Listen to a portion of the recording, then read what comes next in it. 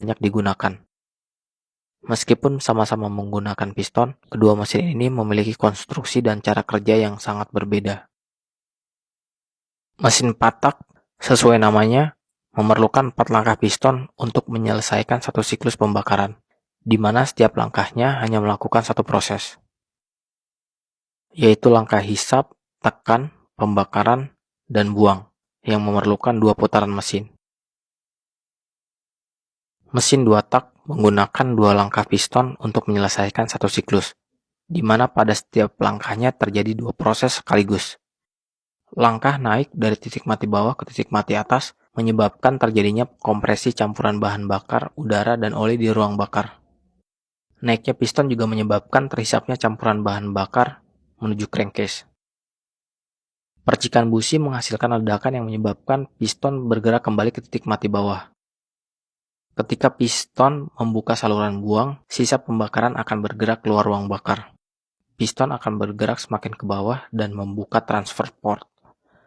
Campuran bahan bakar, udara, dan pelumas akan masuk ke ruang bakar dan membilas sisa pembakaran, dan begitu seterusnya.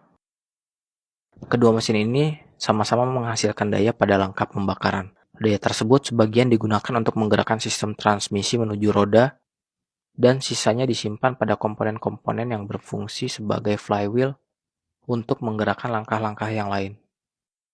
Pada mesin 2 tak, setelah daya dihasilkan, hanya membutuhkan satu langkah piston ke titik mati atas untuk melakukan proses kompresi dan hisap. Sementara pada mesin 4 tak, setelah daya dihasilkan, sebagian dari daya tersebut digunakan kembali untuk menggerakkan piston melakukan langkah buang, hisap, dan tekan. Daya mesin 4 tak akan semakin berkurang karena digunakan juga untuk menggerakkan klep melalui rocker arm, knock-on as, dan rantai timing. Sedangkan mesin 2 tak tidak menggunakan komponen-komponen tersebut, menjadikan mesin ini lebih bertenaga, lebih ringan, lebih murah, dan mudah diproduksi. Konstruksinya yang sederhana menjadikan mesin 2 tak memiliki kekurangan pada sistem pelumasan di kruk as.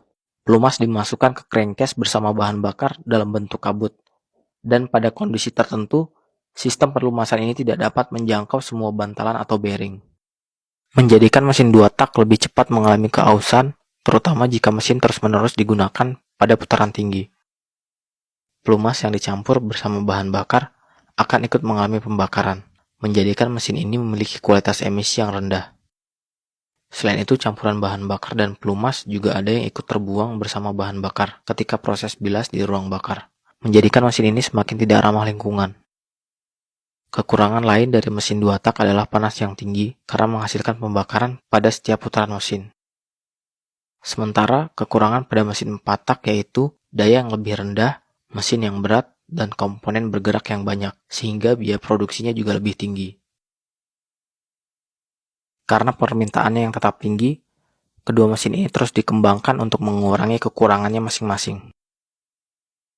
Mekanisme untuk membuat mesin 4 tak lebih bertenaga terus dikembangkan, misalnya dengan menambahkan jumlah klep, menggunakan kompresi tinggi, variable cam, hingga menggunakan aliran paksa seperti turbo atau supercharger. Mesin 2 tak juga terus dikembangkan untuk mengatasi masalah emisinya, misalnya dengan menerapkan sistem injeksi dan sistem saluran pelumas bertekanan yang dipompa ke pen piston dan bantalan.